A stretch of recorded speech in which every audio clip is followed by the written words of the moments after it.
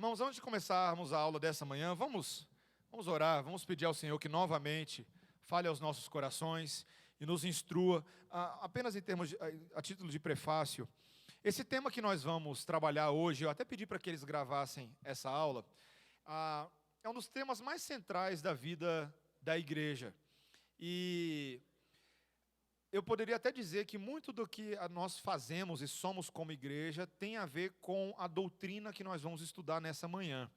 E por isso é muito importante que você, em aulas como essa, claro, em toda aula você deve se esmerar, aprender, ouvir, mas particularmente em assuntos como esse de hoje, você deve prestar bastante atenção aos detalhes. E prestar atenção à palavra de Deus, e nós teremos um momento de perguntas e respostas, e vamos tentar trabalhar com algumas indagações que os irmãos tenham, para tratarmos deste assunto em 2 aulas, hoje e no domingo que vem. E antes de começar, vamos então orar ao Senhor mais uma vez. Senhor Deus, te agradecemos pela oportunidade que temos de não somente ouvir a Tua palavra pregada, mas também de estudá-la, de aprender as implicações teológicas e práticas para as nossas vidas.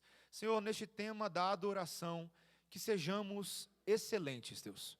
Que cada um de nós da igreja, não somente pastor e presbítero, mas cada um de nós, seja capaz de discorrer sobre este tema com perfeição e que nós saibamos as implicações disso para a nossa vida e como ensinar a outros também sobre o que o Senhor exige de nós na sua palavra. É o que nós pedimos em nome de Jesus. Amém. Adoração teocêntrica, ou o título mais amplo que eu decidi dar é Adoração teocêntrica de Deus, por Deus e para Deus. Essa última frasezinha lembra qual versículo da Bíblia para vocês, hein?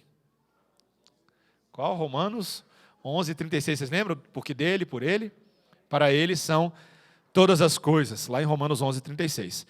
Eu peguei essa citação do William Temple de Canterbury, que era o arcebispo daquela região, em 1881 a 1944, foi o tempo que ele viveu e que ele também teve a oportunidade ali de atuar. Ele disse o seguinte: adoração é a submissão de toda a nossa natureza a Deus, é o despertar da consciência por sua santidade, a nutrição da mente pela sua verdade, a purificação da imaginação por sua beleza, o abrir do coração por seu amor, a submissão da vontade ao seu propósito, e tudo isso ajuntado em adoração é a mais impressionante das expressões humanas da qual somos capazes.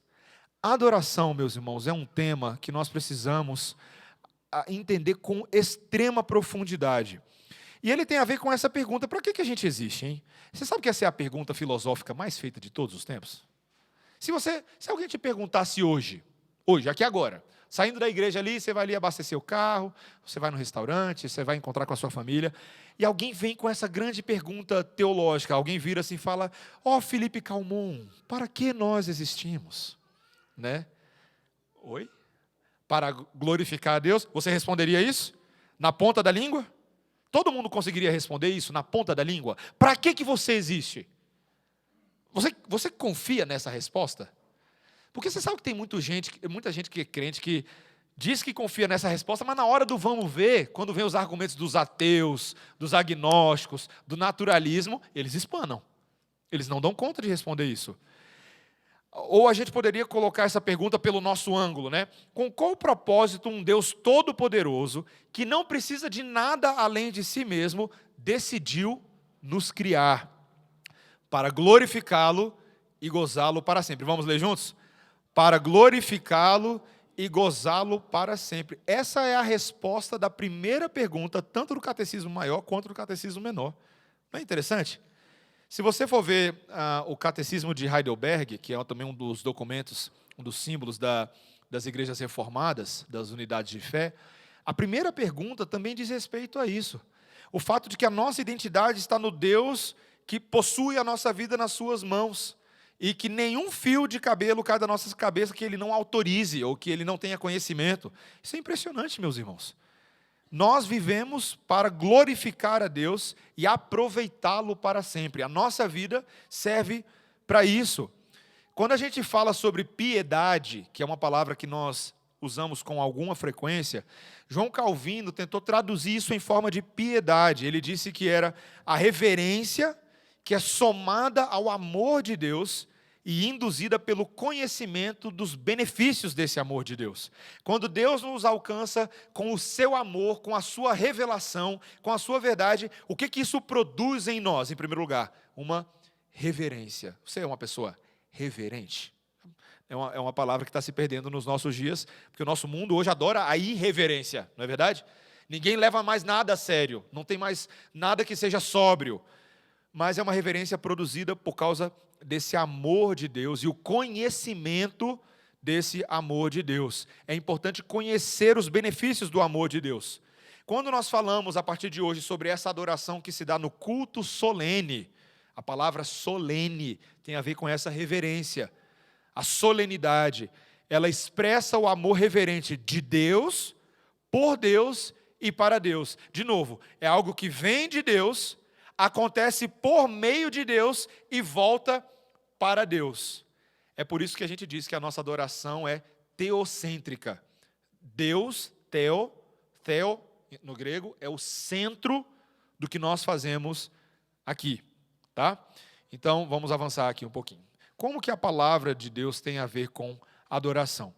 Hoje eu estou citando alguns documentos que não são somente a Confissão de Fé de Westminster, com o qual nós estamos um pouquinho mais familiarizados, mas também, por exemplo, a Confissão Belga, que é um outro credo, uma outra confissão também das igrejas reformadas, principalmente de tradição holandesa.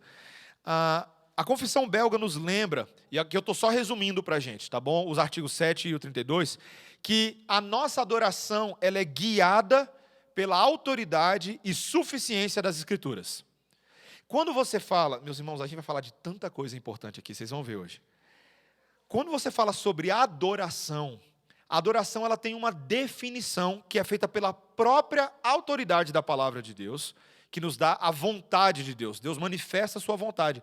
E tudo que nós precisamos saber sobre adoração é suficientemente expresso na palavra de Deus. Todas as coisas relativas à nossa salvação, todas as coisas relativas à nossa santificação, a como prestamos culto a Deus, estão na palavra de Deus. Por que eu tenho que dizer isso logo agora? Porque nós vivemos em dias que as pessoas acham que a palavra de Deus já deu. Cansei, gente, é meio retrógrado. A gente precisa botar uma coisa nova aí na adoração para ver se os jovens vêm para a igreja, não é? Uma coisa aí para dar uma sacudida, porque está muito nhê. E ao pensar dessa forma, na pós-modernidade, muitos acham que a palavra de Deus não tem nada a oferecer de prático e profundo para a nossa adoração. Nós vamos falar mais sobre isso, tá? A Confissão Belga diz que você não deve nem acrescentar ou nem remover nada da palavra de Deus, que ela não pode ser igualada a outros escritos humanos, ou costumes, ou opiniões, ou instituições, ou experiências históricas, ou mesmo concílios, decretos e resoluções. Gente, a Bíblia está acima de qualquer opinião das pessoas. A Bíblia está acima até das opiniões das pessoas mais importantes que você julga que são as mais importantes. Qual que é o seu teólogo favorito aí? E às vezes a gente tem essa tendência de achar que as palavras dos teólogos são mais impressionantes do que as próprias palavras das Escrituras. Não são. Não são. Ou de decretos, ou de concílios. A gente sempre fala isso aqui na igreja. Qualquer teólogo, qualquer escola de pensamento só pode ser tida como válida ou de fato útil a nós, quanto mais ela se aproxima da própria verdade de Deus. Inclusive, eu falo assim, a gente fala para os novos membros da igreja que, claro, eu vou falar de uma forma chocante, não é para você sair fazendo isso que eu vou falar agora, mas a verdade é, se a liderança da sua igreja não está alinhada com a palavra de Deus, com aquilo que você claramente vê expresso nas Escrituras, e ela está incitando e provocando os membros a agirem de uma forma diferente da palavra de Deus, qual que é o seu dever? Desobedecer essa liderança. Chamar na chincha, na responsabilidade, denunciar o pecado. Porque todos nós, inclusive a liderança, estamos debaixo do mesmo jugo da autoridade. Quando eu digo isso que eu estou falando de uma forma chocante, não é para você sair lá metendo o dedo na cara do pastor tal, não é isso. O que eu quero dizer é que você mais deve satisfação a Deus do que aos homens. E, portanto, você não deve confundir as coisas. A palavra de Deus é a sua referência. Por isso, o artigo 32 da Confissão Belga diz que nós devemos rejeitar invenções humanas e leis que acrescentem a adoração de Deus. A gente vai falar mais sobre isso. E aceitamos apenas aquilo que nutre e preserva a unidade em torno da fé, levando os homens à obediência. Então, esse é um princípio para a gente, tá? Da qual nós tiramos o tal do princípio regulador do culto. Vamos lá, pergunta honesta para vocês. Quantos já ouviram essa expressão antes? Já? É um número substancial de pessoas. Agora, segunda pergunta, né? Que eu quero ser honesto. Quantos de vocês, quando ouviram a primeira vez essa expressão, princípio regulador do culto, falou, ih? Pode falar a verdade. Quantos de vocês falaram, ih? Falou, como é que é princípio regulador? Quem é que está querendo regular o meu culto? Quem está querendo me engessar? Aonde há o Espírito de Deus, há liberdade. Você nunca reagiu assim, não? Fala a verdade, rapaz. Você pode não ter levantado a mão aí, mas eu sei que você falou assim, isso aí é coisa de puritano. Isso aí eu não quero saber de puritano, não. Esses puritanos são frios, são tudo engessado. Mas, queridos, a gente precisa entender o que nós queremos dizer com essa expressão. Carlinhos, deixa eu te perguntar uma coisa. Você acha que é possível dar um zoom na projeção, quando você bota 2x no controle? Tem como, João? Você sabe? Essa não tem não, né? Não tem não, Carlinhos. Já tem problema não. Era só para facilitar a leitura ali do pessoal. Mas não tem problema não. Vamos lá. Princípio regulador do culto. Um dos capítulos mais importantes da Confissão de Fé de Westminster, da nossa confissão, é o capítulo 21º.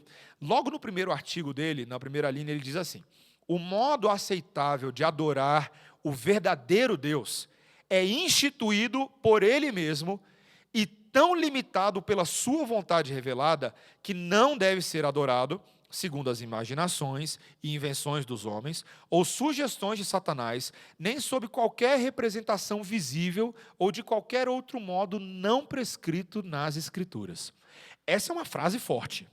Eu lembro a primeira vez que eu li a Confissão de Fé de Westminster, essa foi uma das frases que mais me chocou, na confissão inteira. Porque ela parece, de fato, uma afirmação um tanto limitante sobre a nossa adoração. Deus está colocando cercas nesse princípio de adoração para nós.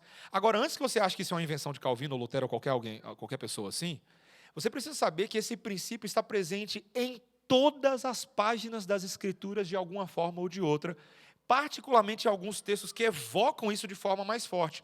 Por exemplo, no Antigo Testamento, nós vemos uma ideia, não sei, aqui eu botei em forma de ideia. Vocês já perceberam que no Antigo Testamento constantemente aparece a ideia de que Deus é ciumento? Vocês já viram isso antes? Não é estranho falar que Deus é ciumento? Porque quando você pensa em ciúme, quando você pensa na palavra ciúme, logo vem o que na cabeça? O que vem? O quê? Homem e mulher, relacionamento entre homem e mulher, que a mulher é muito ciumenta. Ela nem deixa eu sair, eu tenho amiga na igreja, alguma coisa assim. Ou o cara fala, não. A mulher fala, o meu marido, meu namorado é muito ciumento, não deixa nem eu assistir nada, fazer alguma coisa assim, né? Mas a palavra de Deus usa o termo ciumento, a tradução é boa, nessa ideia de que Deus é zeloso por nós e pelo relacionamento que Ele tem conosco. E Ele é zeloso pelo seu próprio nome e pela sua glória. E nós devemos, esses textos nós não vamos entrar em todos, e nós devemos adorá-lo como Deus merece e como Deus deseja, como o autor de Hebreus fala lá no capítulo 12, 28, com reverência e com santo temor. Quando a gente chega lá em espírito e em verdade, que Jesus disse, você vai lembrar disso, com reverência e com santo temor. O segundo mandamento da palavra de Deus, eu cortei algumas partes aqui para ficar mais fácil, mas ele diz, não farás para ti o quê? Imagem de escultura, não as adorarás, nem lhes darás culto, porque eu sou o Senhor teu Deus, Deus o quê? Zeloso. Faço misericórdia daqueles que me amam e guardam os meus mandamentos, mas ele diz lá também que ele pune até a terceira e quarta geração daqueles que desobedecem a sua lei. Está lá em Êxodo 20, versículos 4 a 6. A adoração, portanto, deve ser segundo Deus, versus a adoração segundo eu. Lembra disso, nunca esqueça disso. A guerra da adoração é uma frase que tem sido muito utilizada hoje em dia por teólogos, pastores, escritores, articulistas, blogueiros. A guerra da adoração. Geralmente, quando se discute o estilo de adoração na área da música, na área da área do louvor, na área da pregação, em todas as áreas, tem muito a ver com essa dinâmica entre a adoração segundo Deus versus a adoração segundo eu. Tem muita gente aí afora dizendo que está adorando a Deus, quando está adorando a si mesma. E nós precisamos reconhecer isso, porque a Bíblia vai deixar isso bem claro para a gente. Olha comigo só, por exemplo, o exemplo de Caim e Abel. Vamos abrir juntos aí em Gênesis capítulo 4?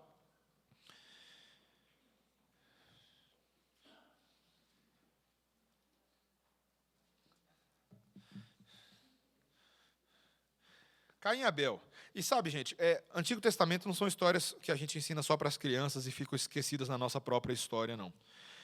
Nós precisamos nos lembrar dos enormes ensinamentos da palavra de Deus em textos como esse. Eu estou abrindo o meu aqui rapidinho.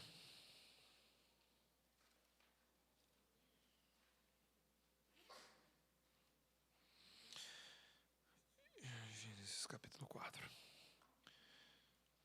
Olha que interessante. O texto diz assim, o versículo 1. Coabitou o homem com Eva, sua mulher, essa concebeu e deu à luz a Caim. Então disse, adquiri um varão com o auxílio do Senhor. Depois deu à luz a Abel, seu irmão. Abel foi pastor de ovelhas e Caim lavrador. Aconteceu que no fim de uns tempos, trouxe Caim do fruto da terra uma oferta ao Senhor. Abel, por sua vez, trouxe das primícias do seu rebanho e da gordura que deste. Agradou-se o Senhor de Abel e de sua oferta, ao passo que de Caim e de sua oferta não se agradou. Irou-se, pois, sobremaneira Caim, e descaiu-lhe o semblante. Todo mundo lembra dessa história, não lembra? E você sabe uma coisa, uma dúvida? Sim.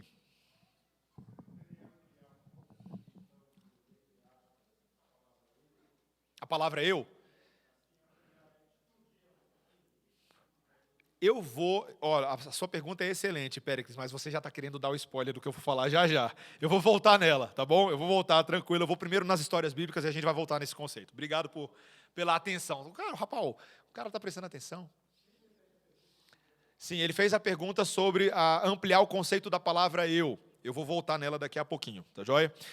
Olha só que interessante. Toda vez que a gente lê a história de Abel e Caim, eu não sei se você já tiver essa experiência como criança, ou com as crianças, ou mesmo como adulto. Quando você lê a história, você fica com aquela sensação assim, ué, mas por que Deus não aceitou a oferta de Caim e aceitou a de Abel? Nada no texto parece dizer que a oferta de Caim era ruim. Ué, porque Deus não gosta de fruta?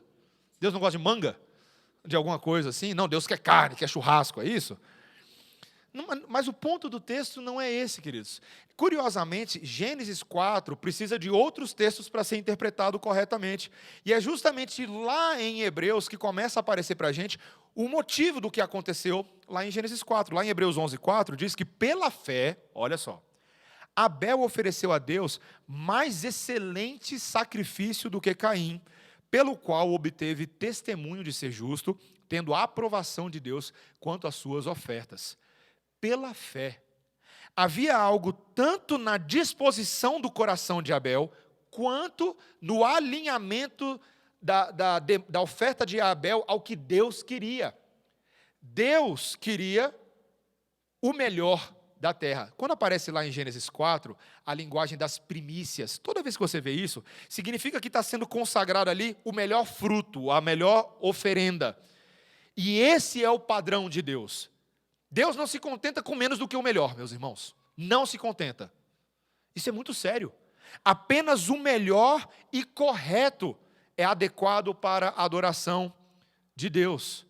E por isso Deus não aceitou a oferta de Caim, porque não foi dada daquilo que era melhor, mas aquilo que era provavelmente secundário ou até terciário para ele. E muitas pessoas acabam sendo confrontadas nesse texto, porque a pergunta é, mas pastor, Caim não foi sincero? Gente, tem muita gente hoje que acha que a adoração é centrada principalmente em sinceridade. Ué, mas foi sincero, Deus. Foi feito de coração. Está aqui o meu coração rasgado, eu me rasgo. Não é verdade? Não são as músicas que a gente ouve hoje? São as músicas da sinceridade. Mas, queridos, Deus não quer só sinceridade. Deus quer a oferta correta. Ele está preocupado com o conteúdo correto, com o jeito correto e com a oferta correta. Tem muita gente substituindo sinceridade por muita coisa esquisita aí, usando o pretexto da sinceridade para oferecer muita coisa esquisita a Deus, que Deus fala, que é isso? Eu não pedi isso.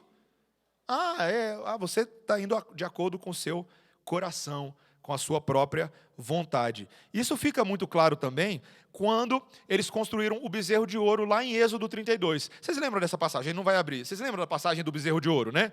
Alguém me conta aí rapidinho como é que foi a história lá. Moisés subiu, demorou para pegar a lei, o povo ficou lá embaixo, virou para Arão, falou o quê? Arão, vamos fazer um bezerro de ouro aqui para a gente adorar alguma coisa? Arão pediu os brincos, os colares, as joias, né? Derreteu tudo e de repente surgiu um bezerro de ouro. Um detalhe que é interessante nessa história é que às vezes a gente pensa que o povo queria adorar um bezerro de ouro. Mas os versículos 4, 5 e 8 parecem que eles queriam, na verdade, adorar a Deus e, portanto, criaram um artifício que eles achavam que possibilitaria a adoração a Deus, uma representação de Deus. Mas, gente, eu pergunto para vocês, Deus gostou do bezerro de ouro? Gente, mas como Deus não pode gostar de um bezerro de ouro? Se alguém te desse um bezerro de ouro, você ia gostar? Não, honestamente, você ia fazer o quê? Você ia derreter ele de novo, né? Keila, voltou da Irlanda agora, já espertinha, né? Você ia derreter o bezerro. Gente, o bezerro era de ouro, das melhores bugigangas que tinha das mulheres israelitas, daquilo que foi dos despojos do Egito. Como é que Deus não ia aceitar um negócio desse? Gente, Deus não só aceitou, como ele ficou irado. Irado. Isso era, só um detalhezinho, seu Géder, era inaceitável no culto a Deus, porque ele não autorizou aquilo. Ele falou, o que vocês estão fazendo? Vocês estão ficando doidos. Sim, seu Géder. A impressão que dá é que quando eles enxergavam Moisés, eles ficavam satisfeitos porque estava vendo alguma coisa. Então, no fundo, eles estavam adorando Moisés. Eles estavam tentando adorar algo que eles pudessem ver, né? Atender. Exato. A dificuldade sempre de Israel, foi bom o senhor ter falado isso, seu Géder, porque a dificuldade ao longo de toda a história de Israel é porque eles tinham, por causa do pecado, havia uma dificuldade de se adorar um Deus invisível. E à semelhança de outras nações, muitas vezes eles caíram na armadilha de fazer para si ídolos de pedra e de madeira, porque é mais fácil você adorar alguma coisa que você vê do que aquilo que você não vê. É ou não é verdade? Vocês lembram que os discípulos tiveram dificuldade com esse tipo de coisa? Tomé, lembra de Tomé, o incrédulo? Tinha que pegar em Jesus para ver. Tomé, tolinho você.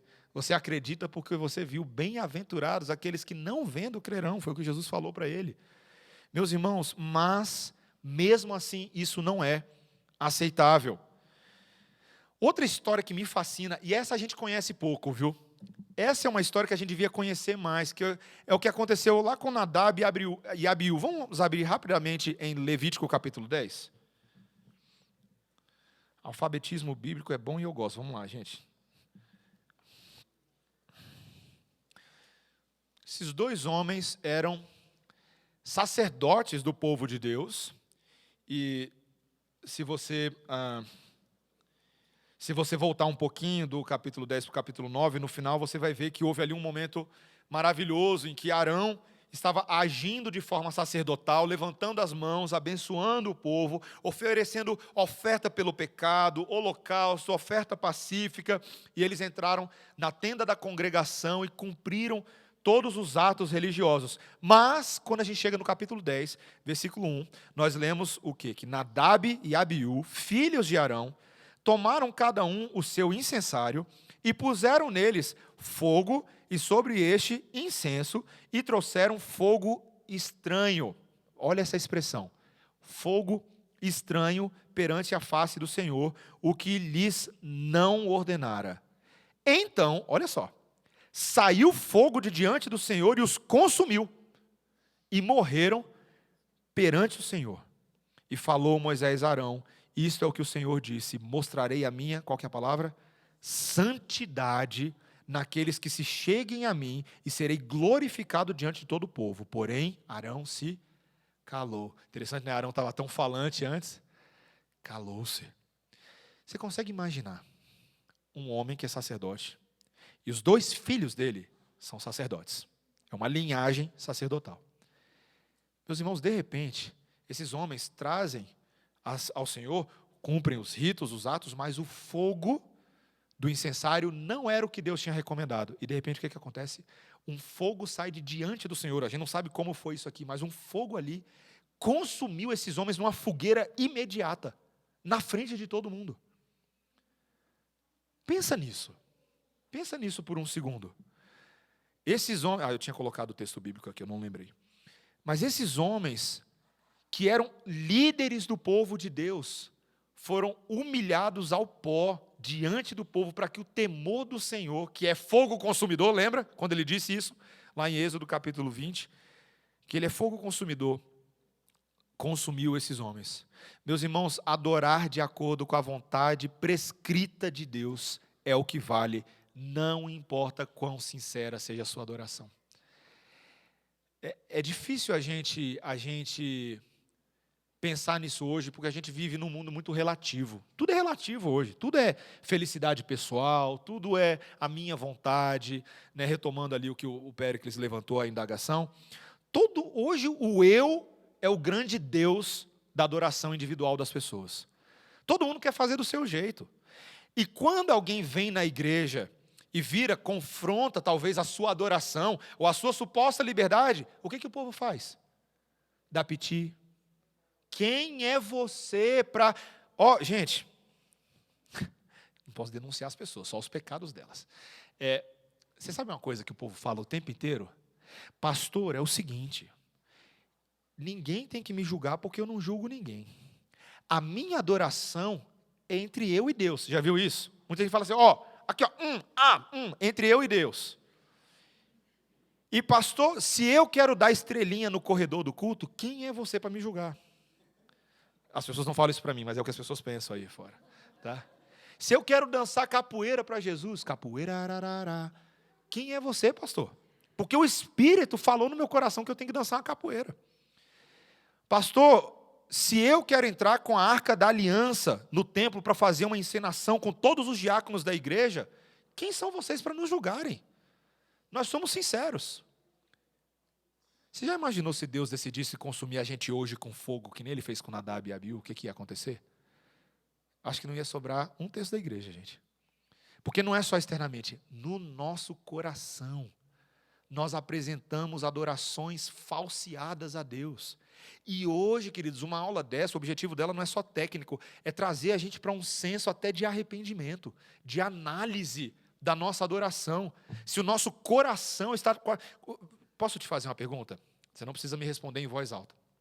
Quando você chegou para adorar hoje de manhã, você chegou no culto. Vamos lá, primeira pergunta. Qual foi o horário que você chegou no culto? Não. Mas a Mari é sincerona, ela é minha amiga. Quando você veio para o culto, como é que estava a sua cabeça? Quais eram as suas preocupações? Você estava preocupado se você veio com a roupa que era melhor para hoje? Você estava preocupado se, por acaso, você não pegou a via correta, você veio na via ruim, você estava reclamando lá da blitz policial? Ou você estava pensando no Deus que vinha para se encontrar com você? Durante o culto, durante os atos do culto, você entrou lá no modo mecânico, você já sabe a hora que o pastor Deus vai mandar você levantar e a hora que você vai sentar. Leitura bíblica alternada, vamos ler o texto, senta para a oração pastoral. E você só faz os atos. Eu vejo gente que antes mesmo de eu falar da leitura já está pegando a Bíblia. Só mais é movimento mecânico, ele não está pensando, ele está só fazendo. Sim, Pedro.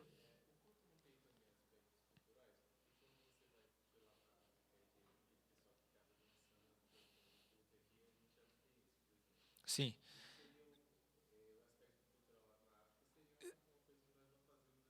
Sim, o Pedro fez uma pergunta sobre o culto não tem aspectos culturais, e eu vou, um pouquinho mais na frente, eu vou tratar exatamente disso, falando de elementos, formas e circunstâncias do culto.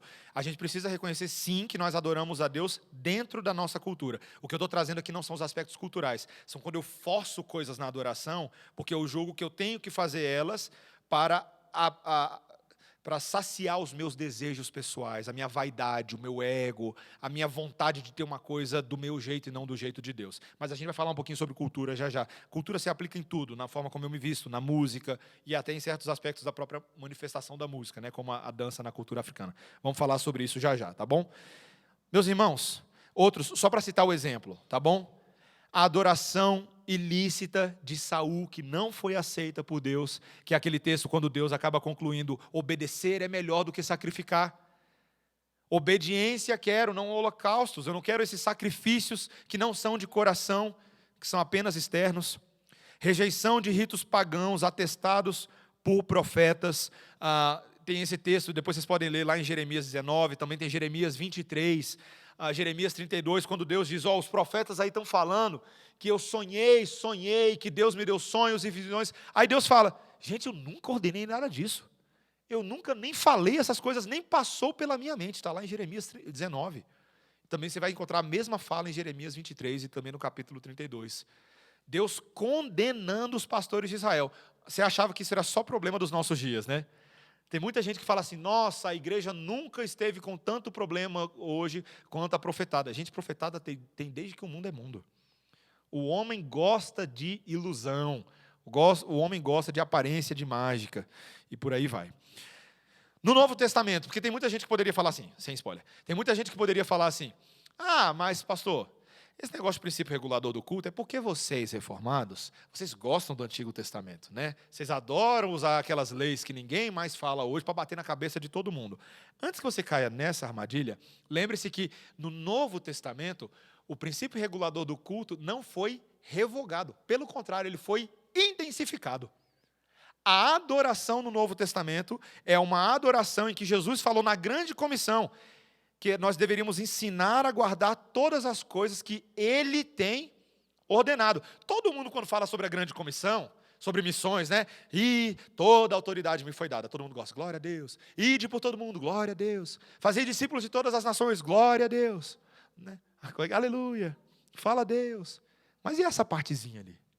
Ensinando, o que é fazer discípulos de todas as nações? É ensinando a guardar, que no caso aqui é observar, obedecer, todas as coisas que vos tenho ordenado. Jesus, inclusive, condenou os fariseus, porque eles adoravam em vão, em Marcos 7,7, segundo as tradições dos homens, e não segundo a palavra de Deus. Os próprios fariseus, que se julgavam tão justos com a lei, não é verdade? Mas eles inseriam muitas tradições humanas. Eu lembro dos fariseus chiando com Jesus, os discípulos aí que não lavam as mãos. Jesus falou assim, essa é uma questão moral, a gente agora vai falar sobre lavar as mãos. Isso não era preceito da adoração de Deus, era a tradição que eles haviam inserido. Colossenses 2, 18 e 23, Paulo fala que muitos homens, às vezes, têm um certo ascetismo, a aparência de que são mais elevados do que outros por causa de uma adoração privada. E alguns desses se enveredam por adoração de anjos. Gente, a gente tem uma triste estatística na IPB, sabia? Eu não estou nem falando das outras denominações agora, estou falando da IPB. Nós temos, nos últimos anos, algumas igrejas que saíram da IPB, sabe por quê? Porque eles falaram assim, olha, a gente não pode mais concordar com o culto como é feito na IPB, porque o culto é muito limitado. Sabe o que alguns desses pastores queriam dizer com isso, inclusive aqui em Brasília? Que, na verdade, nós estávamos perdendo a oportunidade de adorar os anjos. Sabe como é que começou isso? Um certo dia, eu não vou citar igreja, nem local, nem nome. Certo dia, está lá o culto rolando e uma irmã de oração da igreja fica de pé em êxtase no meio do culto. E aí o pastor fica um pouco preocupado com aquilo, o diácono chega, o presbítero chega e ela fala, estou vendo anjos na igreja. E meus irmãos, a partir daquele dia, todos os cultos as pessoas queriam ver o anjo que estava no culto. Todo culto. Tinha que ver o anjo. Será que o pastor está vendo o anjo hoje? Será que o presbítero está vendo o anjo hoje? Quem é que será que vai receber a revelação do anjo hoje? Meus irmãos, a gente está falando de loucura. Isso é loucura. As pessoas mais preocupadas com anjo, em ver anjo no culto, do que adorar o próprio Deus que criou os anjos. Isso é uma insanidade. Você está vendo como o coração do homem é insaciável. O homem não se dá por suficiente quando ele conhece a Deus, ele quer adorar algo mais, e ele quer inserir alguma coisa a mais. Quando Jesus falou com a mulher samaritana, lá à beira do poço, que era uma mulher que já estava lá no 5º casamento dela, e era uma samaritana, que tinha uma prática religiosa diferente dos judeus. O Senhor Jesus Cristo falou assim: olha, eu não estou interessado em partidarismo entre israelitas e samaritanos. Se vocês adoram em tal lugar ou outro lugar, o Pai está à procura de adoradores que o adorem em espírito e em verdade. Em espírito e em verdade. Não existe adoração verdadeira sem espírito e sem verdade. Esse duo aí tem que funcionar. E nós vamos ver aqui como isso funciona. E mais uma citação, Romanos 1, 21, 25, que esses homens que esconderam a glória de Deus, subverteram a verdade, suprimiram a verdade, se tornaram nulos em seus próprios raciocínios. Então, meus irmãos, vocês percebem, a gente está citando aqui vários textos só para dar um gostinho para vocês de como Deus se preocupa com a forma como a gente adora. Esquece por um segundo qualquer preconceito que você tenha, qualquer, talvez, ideia que você tenha de neopuritanismo ou de alguma coisa. Esquece isso. Deus está olhando para o seu coração nesse momento, e se você realmente quer adorá-lo em espírito e em verdade. Se você estiver faltando um desses dois, você vai se tornar capenga. Quer ver que você sabe como é isso?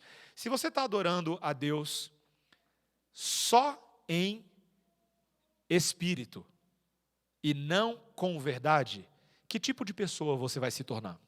Pensa só. Se você é uma pessoa que só adora no espírito, qual é a tendência? Você vai ser capenga espiritual e vai se tornar parecido com o quê? O que é isso?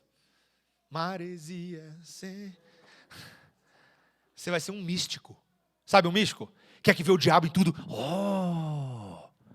Que vê o tempo inteiro um mundo espiritual e faz as coisas guiado pelas suas percepções individuais, as suas experiências. Ninguém pode dizer nada para você, porque Deus resolve com você nas suas visões particulares, nos seus sonhos. Você vai se tornar um místico. Porque a verdade não está amparando a sua experiência. Agora deixa eu falar uma coisa para vocês. E se você adorar só com a verdade técnica e sem o seu espírito engajado, o que vai acontecer com você? O que você vai se tornar?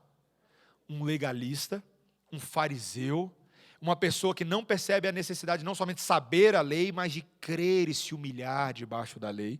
Você vai se tornar uma pessoa fria, mecânica, e que vai ficar apontando o tempo inteiro para o cisco dos olhos dos outros, sem tirar a trave do seu próprio olho. Esse é o problema. Lembra que C.S. Lewis falou que Satanás é tão esperto que ele, na estratégia dele, na pista da vida, ele só quer derrubar a gente para uma das valas, um dos acostamentos. Ou é a vala do emocionalismo, ou é a vala do racionalismo frio. Então nós precisamos desse balanço aí. Olha o culto cristão bíblico. Agora vamos começar a aprender a coisa mais prática para a gente aqui no dia a dia. Antes, sem spoiler.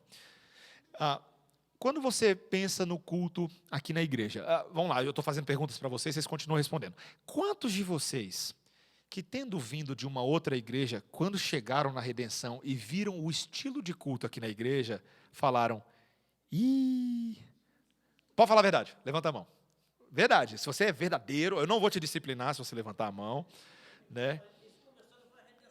Foi lá na CMA, né? Começou lá na CMA, os neopuritanos. É porque lá eles são neopuritanos, aqui a gente não é neopuritano, não. Gente, eu lembro. Não. Lá não é não, gente. Eu lembro quando eu era pastor da CMA, em 2014 eu cheguei para pastorear lá, e eu lembro que na minha primeira semana, eu fui dar um gabinete pastoral e uma família estava chegando na igreja, e eles falaram assim, que eu já ouvi 1 milhão de vezes aqui na Redenção: pastor, olha, a gente gosta muito da pregação, a gente gosta. E aí termina aí, né? O elogio termina aí, né? A gente gosta da pregação, é muito boa, é muito bíblica. Mas, pastor, aquelas músicas são muito estranhas. Por que a gente não canta uma coisa mais animada? Aí começam as perguntas: pastor, pode bater palma na igreja? Porque eu fico ali, E eu fico travado, parece que vocês são muito frios, muito duros. Outra questão, algumas pessoas achavam que algumas coisas pareciam meio católicas. Já percebeu isso? Vocês leem a confissão de fé no culto. Gente, me lembra a igreja católica, né? Quando o padre, não sei o quê. E as pessoas acabam julgando mais o culto, presta atenção, mais pela experiência prévia deles do que pelo que a Bíblia quer de um culto cristão. Você percebeu como a gente faz isso? Não é só vocês não, gente, eu faço também. Nós o tempo inteiro temos esse mecanismo de julgar se alguma coisa é certa ou errada apenas pela minha experiência prévia. Se eu fui a vida inteira de uma presbiteriana e eu caso com alguém da Assembleia e vou para uma Assembleia, eu fico escandalizado, às vezes não é só porque as coisas são diferentes, mas simplesmente porque eu estou numa igreja diferente. Se eu sou da Assembleia e vim para a presbiteriana, pode acontecer também. E com muitos de vocês aqui, talvez, poderia dizer que com a maioria de vocês, vocês vieram de outras denominações nesse momento para congregar na presbiteriana. Não é incomum o estranhamento, mas a gente tem que se perguntar se esse estranhamento é legítimo e bíblico. O culto é definido pela palavra, não pela Igreja Redenção.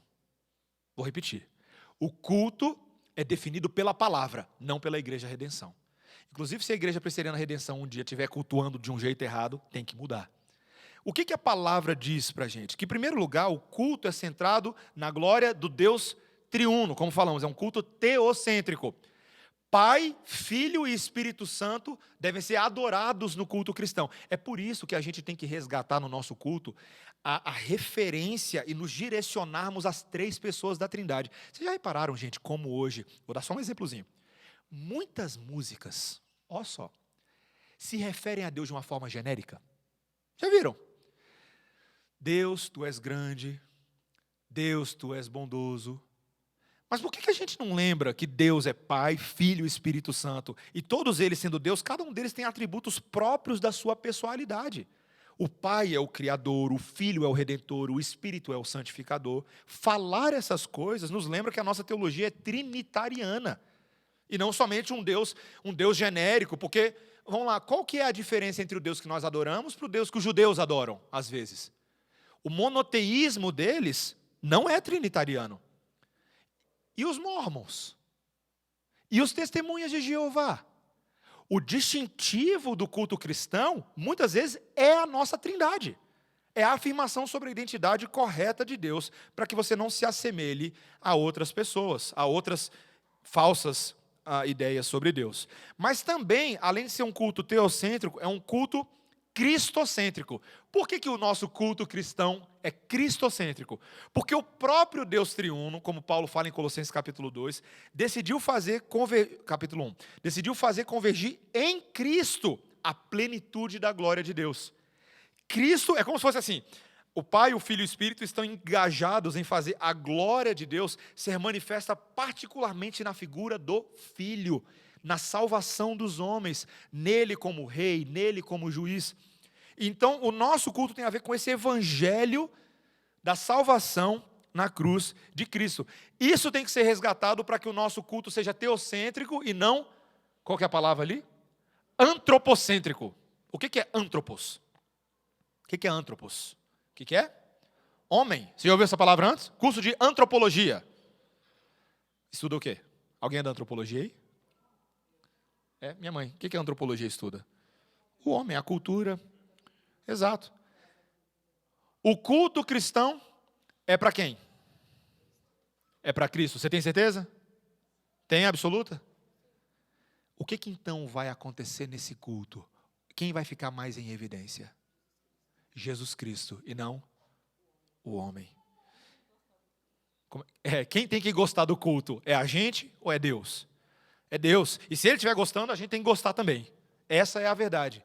Queridos, tem muito culto hoje que canta que é tudo para Cristo, mas as coisas que acontecem no culto são para o homem. O homem fica no centro, o homem quer aparecer, o homem quer falar um monte de coisa. Palestra de coaching. Daqui a pouco eu começo com os exemplos, eu não vou entrar agora, mas você já começou, né? Você está animado aí. O culto também, meus irmãos, é um encontro de Deus com o seu povo redimido. É o que a gente chama de uma comunhão pactual.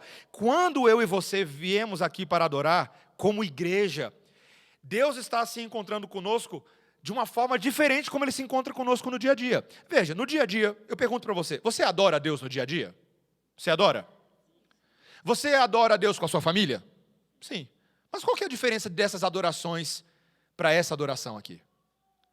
Nessa aqui, a igreja, o povo de Deus como um todo se encontra com o Deus que salvou uma igreja, não somente algumas poucas pessoas aqui e ali.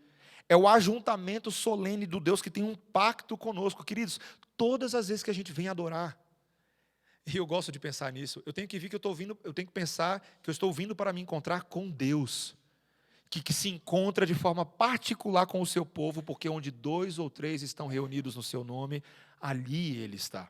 Era um princípio lá sobre disciplina eclesiástica, mas que se aplica também à comunhão do povo de Deus. A participação do culto é de todos os crentes e das suas famílias. O culto é familiar, gente. E se o culto é familiar, deixa eu fazer uma pergunta para vocês. Eu posso não deixar as crianças participarem do culto? Você já pensou nisso? O Sairo é muito crente. E está casado, agora está mais crente ainda. O Sairo fez assim, não! Queridos, a gente nem pensa nisso. Sabe o que a gente faz com a igreja? Olha, quantas vezes a gente já fez isso? A gente chega para cultuar, está com os nossos filhos. Aí a gente rapidamente procura a tia do berçário ou a tia fala assim, está aqui os meus filhos, por favor, leva eles. Eu não aguento mais. Eu quero cultuar em paz. E a gente terceiriza e delega e dá para outro a responsabilidade do meu filho aprender alguma coisa, porque eu preciso cultuar a Deus. Aí sabe o que acontece com a gente? A gente reclama quando chega na adolescência e o filho não quer vir para a igreja. Ele não quer vir para o culto, sabe por quê? Porque ele nunca pisou o pé no culto. A gente disse lá que tem que ter a igreja das crianças. Devia ter a Igreja Presbiteriana Redenção Kids.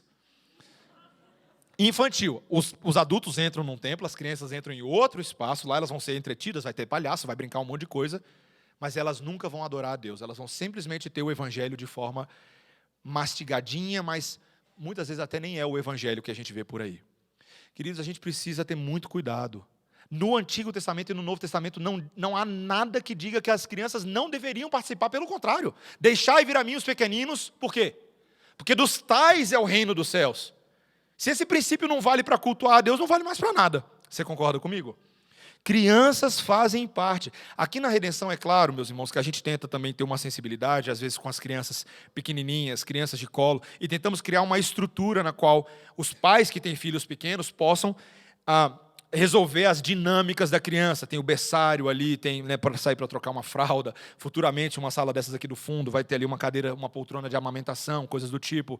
Muitas vezes essas crianças pequenininhas ainda não conseguem processar tudo o que é feito no culto. Então nós criamos todos esses mecanismos de ajuda. Mas no momento, que aqui no caso na igreja eu creio que é... Cadê o pessoal para me ajudar a idade? Eu acho que é com 3 anos. 4 anos, obrigado minha querida esposa. 4 anos, a criança já passa a fazer parte do culto. De fato, é o oposto do que a gente vê em muita igreja. Criança sai do culto para ir para a igreja infantil. Aqui nós trazemos ela para dentro do culto. E eu tenho tentado, cada vez mais, a semelhança do Emílio, com quem eu tenho aprendido muito isso, fazer o culto com palavras, ilustrações, metáforas, inclusive até imagens que abarquem as crianças também, para que elas possam ser envolvidas nesses temas difíceis da palavra de Deus. Um culto bíblico, ele também é saturado com as Escrituras, porque são elas que fornecem a estrutura e o conteúdo da nossa adoração. Gente, culto bíblico, vou usar aqui uma expressão dos reformadores. Você tem que ler a Bíblia, pregar a Bíblia, orar a Bíblia, cantar a Bíblia, comer a Bíblia. Como é que você come a Bíblia? Quando você participa da ceia do Senhor, aquela palavra viva está sendo internalizada naquele ato simbólico de comunhão com Deus e com o povo de Deus. Tudo na igreja tem que apontar para as Escrituras, e por isso que a liturgia, num culto reformado, é saturada de Bíblia do início até o fim. Eu nunca vou esquecer de uma vez que alguém estava visitando a gente em 2017 e falou assim, nossa, eu saí meio cansado de tanta Bíblia no culto de vocês. Bíblia. Gente, as pessoas estranham isso. As pessoas estranham a gente ter muita Bíblia. Tipo assim, reduz um pouquinho de Bíblia aí, vai.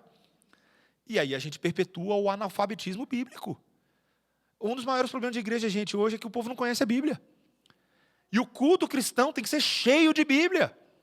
Você tem que memorizar, tem que repetir, tem que falar. Quando o presbítero vem orar aqui na frente, ele tem que usar, sim, palavras das Escrituras.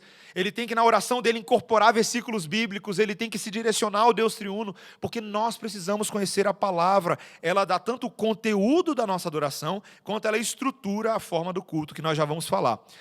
Olha que interessante. O nosso culto bíblico, nós falamos várias coisas, mas ele também tem que ser racional. O que fala lá? Alguém sabe citar em Romanos 12, 1 de cabeça? Eu ajudo o início. Rogo-vos, pois, irmãos, que apresenteis os vossos corpos por sacrifício vivo, santo e agradável a Deus, que é o vosso culto racional. Por que a gente tem tanta dificuldade com a palavra racional hoje em dia? Alguém pode me dar um exemplo? Por que essa palavra parece uma palavra meio feia? Por quê? Oi? Parece... Perfeito. Oh, rapaz, Jorge, vou te dar um chocolate depois. Parece exatamente, a Letícia usou a palavra frio. Muita gente usa a palavra racional como se fosse um antônimo de fé. Sabe, você não tem palavras que são sinônimos? Nesse caso, racional seria o antônimo de fé. Fé é uma coisa, razão é outra. Da onde que nós tiramos a ideia de que razão é oposto à fé? Principalmente do século XIX. Da escola, né?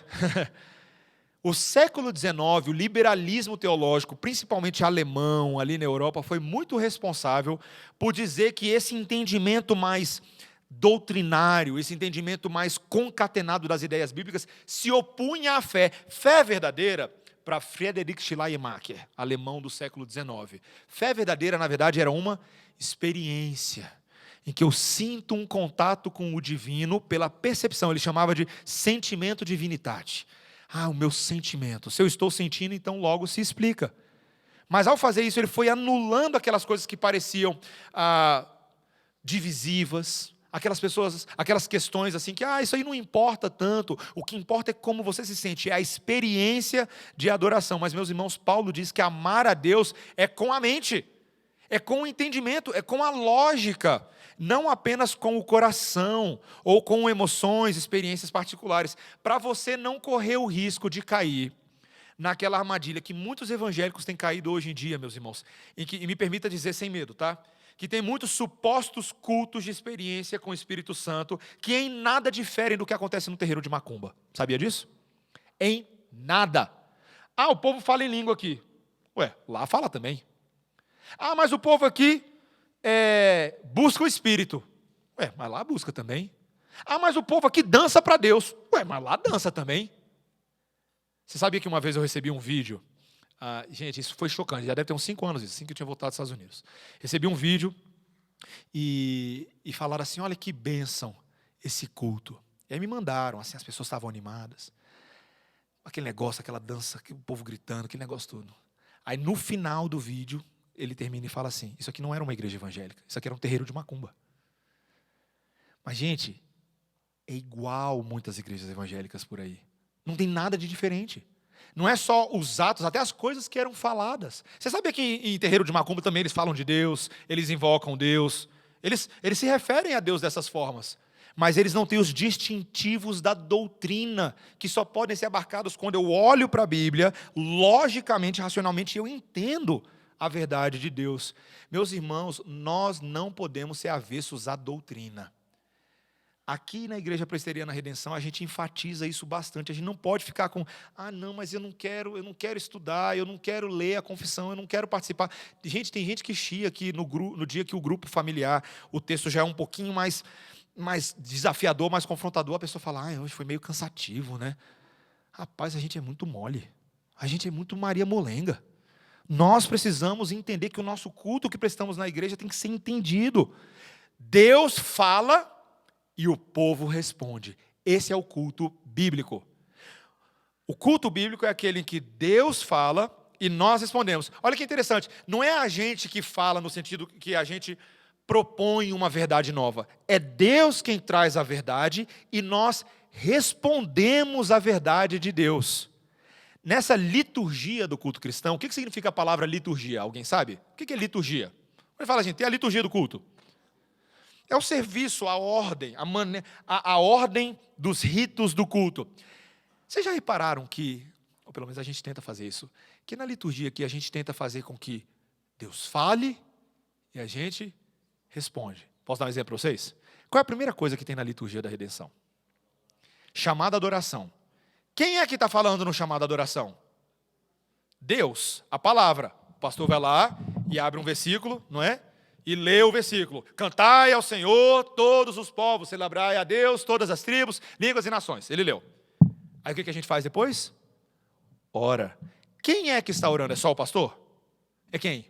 A igreja. Por mais que seja o pastor ali na frente que está conduzindo a oração, quem está respondendo ao chamado à adoração somos nós.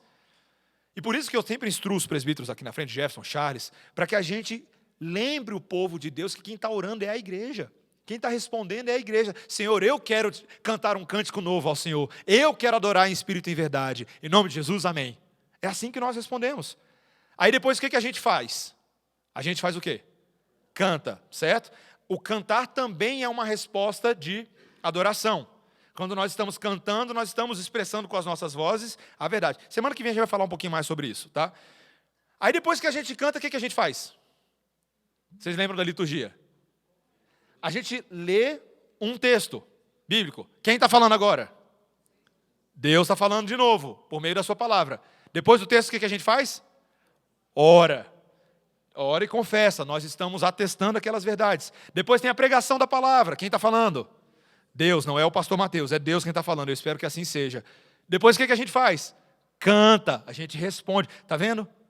Deus fala, a gente responde. Deus fala, a gente responde. Isso nunca deve ser mudado, gente. O culto é sempre Deus falando, é o que a gente chama de uma estrutura dialógica. O que Deus autorizou no culto? A gente já falou de algumas coisas aqui. Em Atos 2:42, nós vemos ali a igreja primitiva se reunindo para fazer o quê? O que a igreja primitiva fazia quando ela se reunia? Vocês lembram? Cantavam, oravam, partiam o pão, estudavam o quê? A doutrina dos apóstolos. Vocês lembram disso? No culto da igreja primitiva, tinha algumas coisas específicas que eles faziam. Eles não faziam qualquer coisa. Nas cartas paulinas, por exemplo, a gente estudou 1 Coríntios 11 a 14, o apóstolo Paulo ele fala sobre a ordem do culto. Vocês lembram? Quando ele estrutura como os dons espirituais deveriam acontecer, que o culto deve ter decência e ordem, se um tem testemunho, se outro tem palavra de autoridade, tudo que tinha que ser feito de uma forma ordeira. É o que nós, os reformadores, entenderam a distinção entre elementos, formas e circunstâncias. Isso aqui é muito importante. Elementos, formas e circunstâncias. Os elementos são aquelas questões biblicamente determinadas. São as questões imutáveis. É o que todo culto cristão tem que ter. As formas são os conteúdos desses elementos, que podem variar um pouco, e as circunstâncias são as questões gerais e mais acessórias. Sim, Carlos, você ia falar o quê?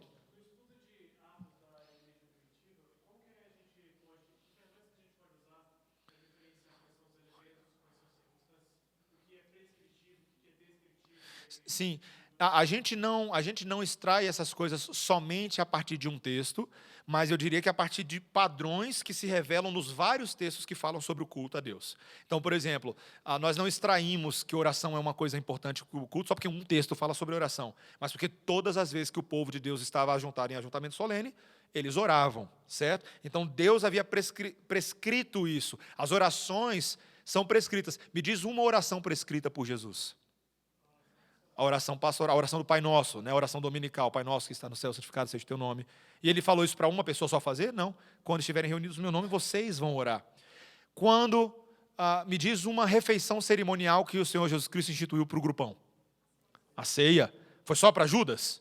Foi só para Pedro? Não. Foi para os discípulos que representavam a igreja ali. Então nós temos padrões que vão aparecendo em forma de mandamento e depois surgem em forma de prática. 1 Coríntios 11, o Senhor Jesus Cristo fala por meio de Paulo, olha, eu vos escrevo de novo aquilo que novamente já vos ensinei, que quando vos ajuntardes para a ceia, tudo mais. Que o Senhor Jesus Cristo, na noite que foi traído, ou seja, ele celebra a ceia de novo para a igreja. Então a gente vai falar um pouquinho mais disso também na próxima aula. Olha só, elementos, estamos quase terminando por hoje, tá? O que um culto cristão bíblico tem que ter, eu vou dizer mais, tão somente tem que ter? Leitura e pregação da palavra, cantar salmos, cânticos, hinos, administração dos sacramentos. Quais são os 2 sacramentos que nós temos? O batismo e a ceia, orações, juramentos solenes. Me dá um exemplo de um juramento ou um voto solene que nós fazemos de vez em quando num culto cristão. Membresia. Quando uma pessoa vira membro de uma igreja, ela vai lá e faz o quê? Um juramento, não é? As pessoas fazem assim, na redenção não fazem, né? Mas elas fazem um juramento. Eu me comprometo a servir ao Senhor com os meus deveres e com os meus direitos nessa igreja e submeter à liderança. Coleta de ofertas. Está lá em 1 Coríntios 16, 1. Também, né? Também. A igreja também faz. Tanto as pessoas que estão sendo recebidas fazem um juramento diante do Senhor, quanto os membros se comprometem. Vocês, membros da Igreja Presbiteriana Redenção, se comprometem a servir, a amar, cuidar, admoestar o irmão que está virando membro nessa noite. Nós falamos isso. Também temos a bênção pastoral, os chamados à adoração e as afirmações de fé, que são os credos. Na semana que vem a gente vai ver isso um pouquinho mais. As formas, o que são as formas? Os elementos são isso, tá? É o que tem que ter sempre. O que são as formas? São os conteúdos que dizem respeito a esses elementos. Às vezes, quando alguém vai fazer uma oração aqui na frente, ele faz uma oração mais espontânea. Às vezes, ele traz uma oração escrita. Você já fez alguma oração escrita na sua vida? Me dá um exemplo de uma oração escrita na Bíblia. A oração do Pai Nosso. Não é uma oração prescrita. Ou você acha que a oração do Pai Nosso é só coisa de católico? A oração do Pai Nosso é coisa de crente, gente. Crente no geral, em todos os cantos. Nós temos que orar orações espontâneas e orações prescritas. A Bíblia nos orienta como orar e nos dá as palavras da oração. Ora a gente vai fazer mais de um jeito, ora de outro. A própria leitura bíblica que nós fazemos domingo a domingo, tem alguma estipulação na Bíblia que diga qual é o mínimo de versículos que nós temos que ler na leitura bíblica alternada? Não? Tem certeza? Não tem. Né? Se você vai ler 5, ou se você vai ler um capítulo inteiro, vai depender muito do que o culto, o tema da exposição vai ser naquele domingo, etc. As letras das músicas vão variar em estilo, em gênero. E as circunstâncias são as questões mais gerais, gente. O local do culto. Por exemplo, onde que nós estamos nos reunindo agora? Um galpão? E os verdadeiros adoradores só adoram no galpão? Né? Porque se você é crente, só adora no galpão. Né? Ou só em cima do monte? Pode adorar no hotel? Pode transformar um McDonald's em igreja e adorar no McDonald's? As perguntas difíceis, as perguntas que eu recebo, pastor. Fui nos Estados Unidos numa igreja que era no Starbucks, pastor. Terminava o expediente, eles tiravam as cadeiras e viravam a igreja. Pastor, eu ficava muito incomodado. É mesmo, irmão? Por quê? Foi a minha conversa com a pessoa. Por causa daquele cheiro de café maravilhoso, que não tinha ninguém para servir. Eu ouvi essa história. Pastor, aquele latte com macchiato, ninguém para servir, a gente passando fome na hora do culto. Meus irmãos, Deus habita em templos feitos por mãos humanas? O que é a igreja? Quem é o templo? Ou como eu disse na semana passada, né, seu Gede? É turbo, né? É turbo. Nós somos a igreja do Senhor, o Senhor habita em nós. Na África, se você for lá, agora tem gente que não tem parede, eles se reúnem debaixo das árvores. Pega uma árvore assim bem espessa, tá? Não vai cair chuva em cima deles, e eles sentam ali debaixo da árvore, todo domingo, de manhã e de noite. E adoram ao Senhor. São circunstâncias. Qual é o horário do culto prescrito na Bíblia? Ai, pastor, como eu gostaria que fosse mais tarde. Principalmente quando está frio e a coberta está quentinha. Mas qual é o horário? Aí você fez uma pergunta boa. Essa eu vou entrar na aula que vem. Pastor, mas seria tão bom se fosse só um culto. Aí é um pouquinho diferente. Por quê? Bom, não vou falar hoje. Vou deixar para a próxima vez. Não, porque senão vocês não vêm na semana que vem. Se vai usar púlpito de madeira, ou púlpito de ferro, ou púlpito de vidro. Ou se não vai nem usar púlpito. Se o pastor vai caminhar de um lado para o outro. Qual é que é? Prancha em cima de um toco de madeira? E o pastor surfista? Pode. Inários. Se você vai usar o inário ou vai usar o slideshow. Usar slideshow é pecado, gente? É uma ferramenta, é um acessório. O Calmon fez ali, é assim. Só um segundo, seu Géder. Se as cadeiras vão ser de plástico ou se vão ser bancos maciços. Você já foi de igreja que tem banco maciço? Já? Se a luz vai ser mais amarelada ou vai ser branca? Sim, seu Géder. Quando começou o negócio de celular, eu ficava tão incomodado quando o pessoal abriu o celular para ler a Bíblia. Eu falei, isso é coisa do cão. Principalmente se for celular ruim é do cão, né, seu Géder? Mas olha só, gente, a questão do celular não é que em si o celular é ruim, gente. é que ele traz consigo outros desafios que podem interromper a nossa adoração. E se você tem um princípio regulador do culto, ele sempre vai te ajudar a analisar se os elementos que você está usando causam mais distração ou mais adoração. Gente, todo crente maduro tem que saber fazer essa avaliação.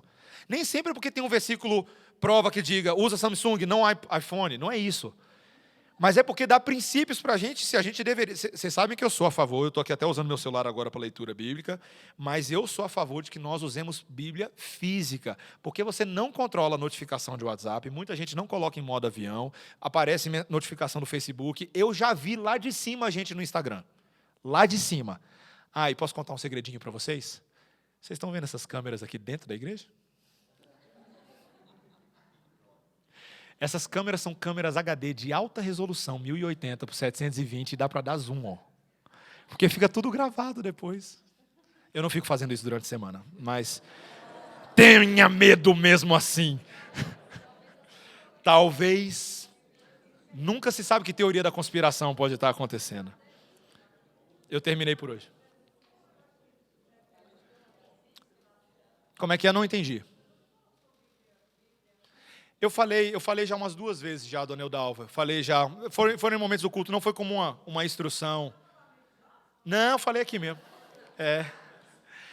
Meus irmãos, por hoje eu já terminei o conteúdo, tinha muita coisa. E na semana que vem nós vamos falar um pouquinho mais sobre música. Música é um assunto que a gente tem que falar. Vamos falar sobre a pregação, elementos do culto. E vamos falar sobre dia do Senhor, guarda do dia do Senhor. A semana que vem é mais polêmico do que hoje. Uma pergunta que eu quero fazer para vocês, que eu já me adiantei do horário. Tem alguma pergunta que alguém ainda queira fazer? Sim, Danilo. Regularidade da ceia, semana que vem. Tá? Quantas vezes deve-se celebrar a ceia do Senhor? Era isso, Joy? Se você quer matar à vontade, vai ler Calvino e depois você vem conversar comigo. Mais alguma outra pergunta? Péricles, eu respondi mais ou menos a sua indagação que você tinha levantado lá no início. A ideia de que o eu ali é a minha vontade de fazer as coisas do meu jeito. Basicamente isso. E não necessariamente atentar para as instruções da palavra de Deus. Então a gente vai o tempo inteiro adequando mais a gente do que a palavra. Sim.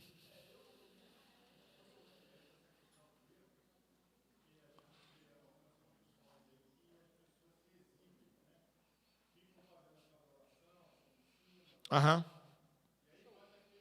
Isso. Exato. Vamos falar de algumas coisas bem sinceras. Tem muito púlpito que é palanque de apresentação pessoal hoje. É gente querendo mostrar sua espiritualidade, convencer que ele é mais espiritual do que o que falou antes dele. Eu já vi isso, eu fui uma vez pregar numa igreja, esconder pecado, né? Fui pregar numa igreja que tinha assim, eu nunca tinha passado por essa experiência. Não foi uma igreja que eu preguei, foi uma igreja que eu tive que ir lá e participar de uma atividade. E aí, no culto que eles estavam tendo, eles tinham assim, tinha o pastor à frente e atrás dele tinham sentado 20 pastores. Eu nunca tinha visto isso. Mas, gente, cada pastor que vinha ao púlpito parecia que ele queria mostrar mais serviço do que o pastor anterior. Então era muito assim, guerra de ego, guerra de vaidade. Semana que vem a gente vai falar da música, mas, cara, quando a gente entra na área de ministro de música, aí é o caos, né? É a Mariah Carey Gospel, é o Luan Santana de Jesus, é gente que quer realmente aparecer muito nessa área da igreja, e muitas vezes, a gente até depois vai falar sobre a disposição dos músicos aqui, né, dos vocalistas, por que eles ficam no cantinho e não tanto na questão central, são símbolos que a gente tenta trazer, e vamos falar um pouco sobre isso semana que vem, tá bom? Então tá, vamos orar então para a gente terminar, gente, por hoje. Guardem as outras perguntas para a próxima semana. Senhor Deus, obrigado pela instrução que a Tua palavra nos ajuda a ter, especialmente, Senhor, sobre a forma de adoração que agrada ao Senhor. Senhor, obrigado porque a Tua palavra gera em nós temor e tremor, porque textos como esses que lemos hoje nos lembram de que Deus leva muito a sério a forma como nós nos aproximamos. Se temos adorado com reverência, com solenidade, se temos adorado a Deus de toda a nossa força, de todo o nosso coração, com todo o nosso ser, e se os nossos atos estão também alinhados às expectativas de Deus. Senhor, que antes de termos só um princípio regulador do culto público, que tenhamos um princípio regulador do nosso coração, Deus. Que no nosso coração o Senhor governe e nos diga como quer ser adorado. Faz isso em nós, Senhor, em nome de Jesus. Amém. Valeu, gente. Bom domingo. Hoje à noite nós voltamos para a segunda parte.